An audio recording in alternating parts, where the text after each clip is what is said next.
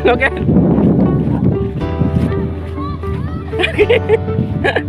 Dahil umulan. Paano? Okay.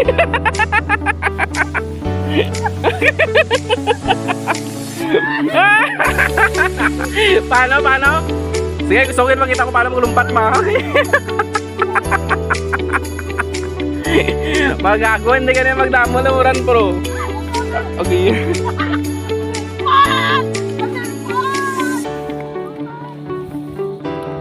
So hello guys, panibagong araw, panibagong video na naman. Andito kami ngayon sa Barangay P. Javier, Sebasti Antique. I don't care. Ano? I don't care. Ginusto mo yan, makyat ka ba? Oh my God, this is heaven. So ayan guys, no. Ano? Ayun o, humingi ng tulong o. Diretso lang.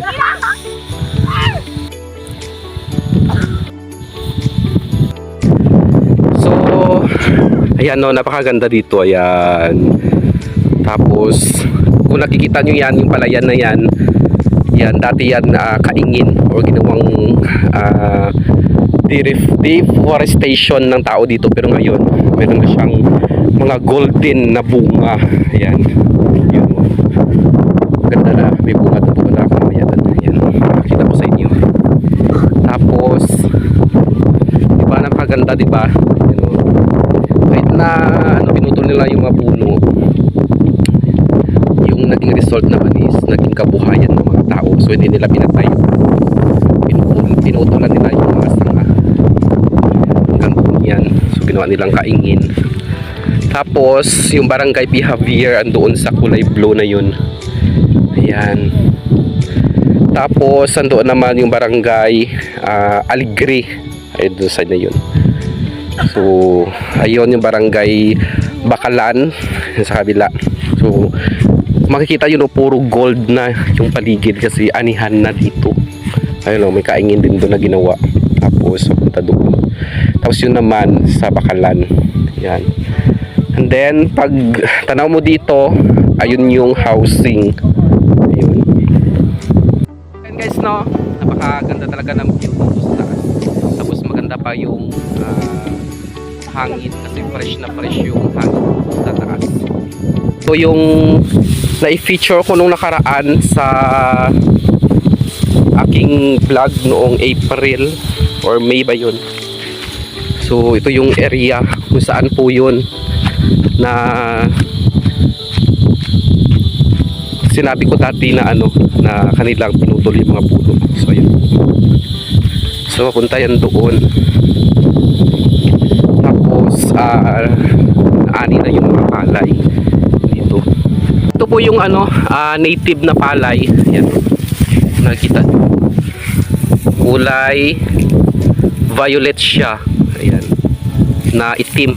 Itim pala, sorry. So itim yung kanyang kulay ng palay dito. So ganyan po ka lawak ng kanilang palayan dito. Ayan. Papunta doon. So pupunta tayo doon sa una nating video nung nakaraan. Ganyan siya ka-itim yung palay dito. Oh. Hindi ko na alam kung malagkit ito or hindi. Pero ibang variety naman to. Ayan no, at unti-unti na ngang bumabalik sa dati na ganda itong mga naputol na puno dito sa Barangay P. Javier. So far, hindi naman naging masama yung naging effect ng kanilang pagkaingin kasi po naging source ito ng kanilang kabuhayan dito sa upland area dito sa Barangay P. Javier.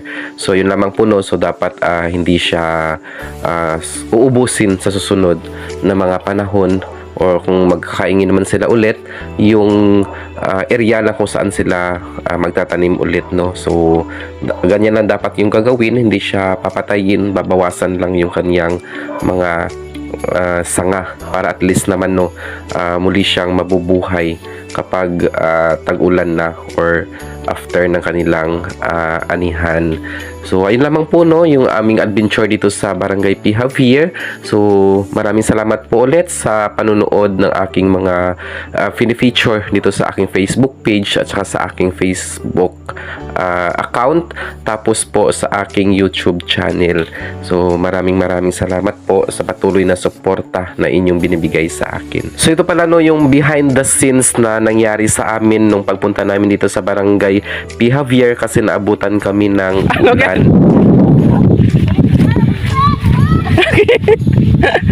Dahil umulan. Paano? Okay.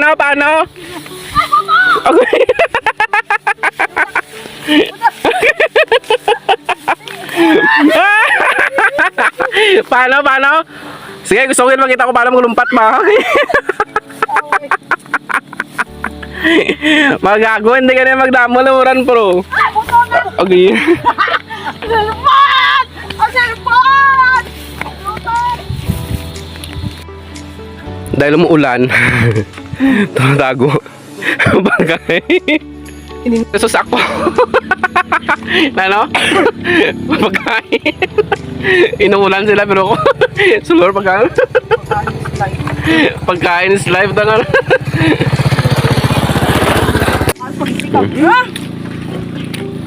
Yung ano kayo tapos nalanan? Ayun, nadalagan kay nag-uran. Kawas lalo. Ato naman ang uran na. Oh, tubig! Terkay.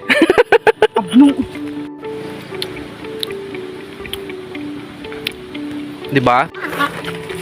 Ano? Puta. Lagi. Lagi. Naduro ka ang spaghetti to, hindi ka lara.